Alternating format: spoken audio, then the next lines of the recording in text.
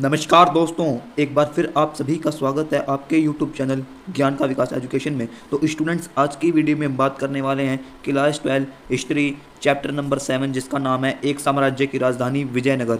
दोस्तों, ये वाला आपका 7वां चैप्टर है ओवरऑल क्लास 12 हिस्ट्री का, लेकिन ये बुक नंबर 2 है ना, उसका तीसरा चैप्टर है।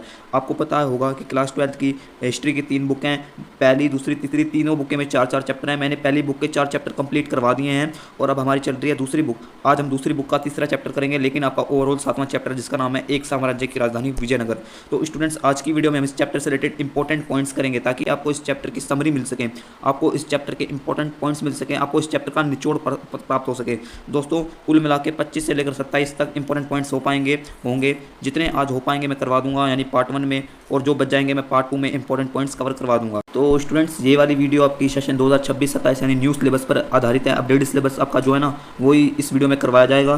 तो चलिए वीडियो को स्टार्ट करते हैं। सारे एग्जाम में आने वाले क्वेश्चंस कराऊंगा, यानी पॉइंट्स कराऊंगा। तो चलिए वीडियो को स्टार्ट करते हैं। प्लीज़ वीडियो को लाइक और सब्सक्राइब कर दें, अपने फ्रेंड्स के साथ शेयर कर देना। अपने ट्यूशन में जो आपके फ्रेंड्स पढ़ते हैं, स्कूल में पढ़ते हैं, उनके साथ जरूर शेयर कर दें। तो चलिए वीडियो को स्टार्ट करते हैं। तो स्टूडेंट्स, हमारा चैप्टर है चैप्टर नंबर 7, एक साम्राज्य की राजधानी विजयनगर। इस नाम का मैं अर्थ भी बताऊंगा, यानी इस चैप्टर का नेम है ना, इसका मैं मीनिंग भी बताऊंगा। पहले बता दूं इस चैप्टर का काल कौन सा, यानी समय काल का है। यह चैप्टर लगभग 14वीं से लेकर 16वीं शताब्दी तक, मैं पहले बताऊं। देखिए, दक्षिण भारत में यानी साउथ इंडिया में एक साम्राज्य हुआ करता था। एक साम्राज्य यानी एक बहुत बड़ा एम्पायर हुआ करता था। उस साम्राज्य का नाम था विजयनगर। एक खास बात यह थी कि उस साम्राज्य की राजधानी हुआ करती थी और उस राजधानी का नाम भी विजयनगर था। याद रखना ना, दक्षिण भारत में एक साम्राज्य हुआ करता था। लगभग 14वीं से लेकर 16वीं सदी तक ये साम्राज्य चला। इस समय के बीच में जो ये साम्राज्य फला फूला, हम वो पढ़ेंगे, ठीक है। और इस साम्राज्य का नाम था विजयनगर और उसकी राजधानी का नाम भी था विजयनगर। उम्मीद है आपको समझ आ गया होगा कि इसका समय कौन सा है। 14वीं से लेकर 16वीं सदी तक इसके 14वीं से लेकर 16वीं सदी तक इसका समय काल है, ठीक है। और चैप्टर का आपको नाम भी पता चल गया होगा। अब चलते हैं हमारे पहले पॉइंट की तरफ। देखिए, विजयनगर अथवा विजय का शहर साम्राज्य की स्थापना 14वीं शताब्दी में की गई थी। देखिए, आपको बता दूं कि विजयनगर का अर्थ क्या होता है। देखिए, विजयनगर का अर्थ होता है विजय का शहर। पेपर में कई बार आता है कि विजयनगर का मतलब क्या होता है, तो आप देख देना विजय का शहर। और इस साम्राज्य की स्थापना 14वीं शताब्दी में की गई थी। सिंपल। और यह कृष्णा और तुंगभद्रा, यह साम्राज्य कृष्णा नदी व तुंगभद्रा नदी के दोआब क्षेत्र में स्थित था। इसके प्रमुख शासक कृष्णदेवराय थे। शासनकाल 1509 से लेकर 1529। देखिए, ये वाला साम्राज्य ना दक्षिण भारत में जो कृष्णा नदी है व तुंगभद्रा नदी, यह कृष्णा नदी है, तुंगभद्रा नदी, इसके बीच में था, दोआब क्षेत्र में, ठीक है, इसके बीच में था। और इस साम्राज्य के सबसे बड़े प्रसिद्ध शासक थे, सबसे उनके ही नेतृत्व में इनका प्रशासन फला फूला बहुत मतलब फेमस हुआ, तो वो थे कृष्णदेवराय। इंपॉर्टेंट है, इनके बारे में कई बार 8 नंबर में भी पूछता है, वो मैं 8 नंबर वाले क्वेश्चन में आपको बता दूंगा और पार्ट 1 में पार्ट 2 में भी समझा दूंगा। कृष्णदेवराय ने 1509 से लेकर 1529 यानी 20 साल तक अपना शासन चलाया, ठीक है। हम्पी के अवशेष 1800 ईस्वी में एक अभियंता यानी इंजीनियर व पुराविद कर्नल कॉलिन मैकेंजी द्वारा प्रकाश में लाया गया। देखिए, विजयनगर साम्राज्य में एक क्षेत्र हुआ करता था हम्पी, ठीक है। और हम्पी क्षेत्र के भग्नावशेष यानी खंडर, हम्पी के खंडरों की खोज 1800 में की गई थी। वेरी इंपॉर्टेंट है कि पेपर में कई बार आता है कि हम्पी के खंडर यानी भग्नावशेष की खोज कब की गई थी, तो आप लिख देना 1800 ईस्वी। किसने की थी? यह एक अभियंता यानी एक इंजीनियर व एक पुराविद कर्नल कॉलिन मैकेंजी द्वारा किया गया था, ठीक है। किसके द्वारा खोज की गई थी? कर्नल कॉलिन मैकेंजी, एक अंग्रेज अधिकारी था। 1800 ईस्वी में उसने की थी। मैकेंजी जो ईस्ट इंडिया कंपनी में कार्य करता था, मैंने बता दिया कि Colin McKenzie east India company का एक अधिकारी था, यानी मैं उस पर काम करता था। इस स्थान का पहला सर्वेक्षण मानचित्र बनाया। देखिए, पेपर में ये भी पूछता है कि हम्पी का पहला मानचित्र यानी हम्पी को जानने के लिए पहला सर्वेक्षण मानचित्र किसने बनाया, तो वो भी कॉलिन मैकेंजी ने बनाया था, ठीक है। विजयनगर साम्राज्य की स्थापना 2 भाइयों हरिहर और बुक्का द्वारा 1336 में की गई थी। आप सोच रहे होंगे कि इतने बड़े साम्राज्य, यानी इस साम्राज्य की स्थापना किसने की, विजयनगर साम्राज्य की? तो विजयनगर साम्राज्य की स्थापना 2 भाई थे, जिन एक भाई का नाम था हरिहर, एक का नाम था बुक्का। उन्होंने 1336 में की थी। याद करना, वेरी इंपॉर्टेंट है। विजयनगर साम्राज्य के शासक अपने अपने आप को राय कहते थे। देखिए, आपने पिछले चैप्टर में पढ़ा होगा कि जो पहले के राजा हुआ करते थे अपने नाम में कुछ ना कुछ लगाते थे, जैसे देवपुत्र इत्यादि, ठीक है। लेकिन विजयनगर साम्राज्य के शासक अपने नाम में राय लगाते थे, जैसे कृष्णदेव राय अपने नाम के पीछे राय लगाते थे, ठीक है। राय नाम याद कर लेना, पेपर में आता है। विजयनगर साम्राज्य के शासकों के दक्कन के सुल्तान तथा उड़ीसा के गजपति शासकों के साथ संघर्ष चलता रहता है। देखिए, जब विजयनगर साम्राज्य था ना, तो जब विजयनगर के साम्राज्य के शासक थे यानी राजा थे, उनका अपने समकालीन यानी उस समय दक्कन में सुल्तान हुआ करते थे, उड़ीसा के गजपति शासक थे, तो इनके साथ उनकी लड़ाई चलती रहती थी, संघर्ष चलता रहता था। तो वही था, उनके साथ लड़ाई भी हुआ करती थी इनकी।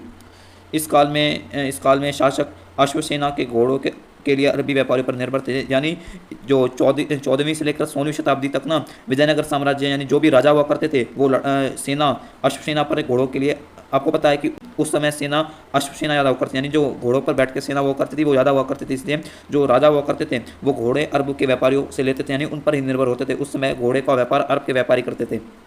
ठीक है। विजयनगर मसालों, वस्त्रों, रत्नों के बाजारों के लिए प्रसिद्ध था। वेरी इंपॉर्टेंट है, पेपर में कई बार एक नंबर में पूछता है कि विजयनगर साम्राज्य किस किस चीज़ के लिए फेमस था, तो अपने मसालों, अपने वस्त्र, अपने रत्नों के लिए फेमस था। व्यापार से प्राप्त राजस्व राज्य की समृद्धि में महत्वपूर्ण योगदान निभाता था। विजयनगर साम्राज्य की विशेषता यह भी थी, जब राजा यानी शासक को व्यापार से जो भी कर प्राप्त होता था ना, राजस्व, तो वह विजयनगर साम्राज्य की समृद्धि उसको फलने फूलने में वही लगा दिया जाता था, ताकि राज्य और अधिक विस्तृत हो और अधिक अच्छा लगे। ठीक है। ये वाला 11वां पॉइंट इंपॉर्टेंट देखिए, विजयनगर पर संगम वंश, सुलु वंश, तुलु वंश, अराविदु वंश इत्यादि का शासन रहा। देखिए पहले विजयनगर साम्राज्य में 4 शासकों यानी 4 और राजवंशों का शासन रहा है। ठीक है। सबसे पहले राजवंश थे संगम वंश। कौन थे? संगम वंश। सबसे पहला राजवंश था जो जिसने विजयनगर साम्राज्य पर शासन किया वो था संगम वंश। फिर संगम वंश खत्म हो गया, फिर आया सुलु वंश। सुलु वंश खत्म हो गया, फिर आया तुलु वंश। और कृष्ण देव राय जी थे ना, वो भी तुलु वंश से थे, उनका भी संबंध तुलु वंश था। जब तुलु वंश समाप्त हो गया तो आया अराविदु वंश। ठीक है। देखिए संगम वंश आया, वो समाप्त हुआ, सुलु वंश आया, सुलु वंश समाप्त हो गया, तुलु वंश आया, तुलु वंश समाप्त हो गया, फिर आया अराविदु वंश। फिर इसके बाद कोई राजवंश आया नहीं। मतलब कुल मिला के 4 इंपॉर्टेंट है, राजवंश याद कर लेना, संगम वंश, सुलु वंश, तुलु वंश। और कृष्ण देव राय का संबंध तुलु वंश से था। सिंपल। विजयनगर के सर्वाधिक प्रसिद्ध राजा कृष्ण देव राय तुलु वंश थे, जैसे मैंने आपको बता दिया है। इनके शासन की चारित्रिक विशेषता विस्तार व सुदृढ़ कर इन्होंने शासनकाल के विषय में अमुक्त मल्यद नामक तेलुगु भाषा में एक कृति लिखी। देखिए कृष्ण देव राय ने अपने शासनकाल के बारे में, अपने जो उन्होंने शासन किया उसके बारे में उन्होंने एक तेलुगु में एक ग्रंथ लिखवाया जिसका नाम था अमुक्त मल्यद। ठीक है। अमुक्त मल्यम जो तेलुगु भाषा में लिखवाया गया था। ठीक है। उन्होंने अपने बारे में लिखवाया था। विजयनगर शहर की विशाल किलेबंदी की गई थी। अब्दुल रजाक के अनुसार इसे 7 दीवारों से घेरा हुआ था। इन्हें शहर, कृषि क्षेत्र, जंगलों को भी घेरा गया था। देखिए विजयनगर साम्राज्य की एक खूबी यानी विशेषता यह भी थी कि पूरे साम्राज्य को किलेबंद यानी घेराबंदी, दीवारों से इसकी घेराबंदी कर रहे थे, किलेबंद। ठीक है। और एक फारस से एक दूत आया था, यानी एक फारस से एक वो आया था दूत, अब्दुल रजाक नामक। नाम याद कर लेना कि विजयनगर साम्राज्य में कौन सा दूत आया था, वो था अब्दुल रजाक। अब्दुल रजाक ने बताया कि विजयनगर साम्राज्य 7 दीवारों से घिरा हुआ है। और यहाँ न केवल शहरों की किलेबंदी की गई है, यहाँ पर कृषि क्षेत्र यानी जो खेती के क्षेत्र हुआ करते थे उनकी भी किलेबंदी की गई है, जंगलों को भी घेरा गया है। तो इन क्षेत्रों, शहरों को भी घेरा गया है। तो यह विजयनगर साम्राज्य की विशेषता की उन्होंने किलेबंद हर क्षेत्र को किया था। ठीक है। हमारा 14वां पॉइंट है कुएं, बरसात के पानी वाले जलाशय तथा मंदिर के जलाशय आदि संबद्ध सामान्य नगर निवासियों के लिए पानी के स्रोत का कार्य करते थे। देखिए विजयनगर साम्राज्य में कुएं मिले हैं।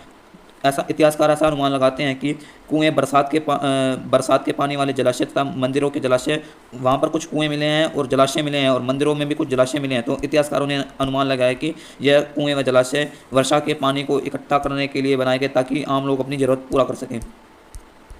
हमारा 15वां पॉइंट है सबसे प्रभावशाली 2 मंच हैं। Very important. इनके बारे में मैं अपनी जो 8 मार्क्स लॉन्ग क्वेश्चन वाली इंपॉर्टेंट वीडियो होगी ना, उनमें मैं खुल के इनका डिस्कस करूंगा। 8 नंबर में आता है कि विजयनगर साम्राज्य में कौन से 2 प्रभावशाली मंच थे। एक था सभा मंडप, इसके मैं 5 से 6 पॉइंट करवाऊंगा, और दूसरा था महानवमी डिब्बा, इसके भी 6 से 7 पॉइंट करवाऊंगा। ठीक है। अभी आप ये याद कर ले, विजयनगर साम्राज्य में 2 प्रभावशाली मंच हुआ करते थे, एक था सभा मंडप, दूसरा था महानवमी डिब्बा। ठीक है। राजकीय केंद्र में सबसे सुंदर भवनों में एक था लोटस महल। ठीक है।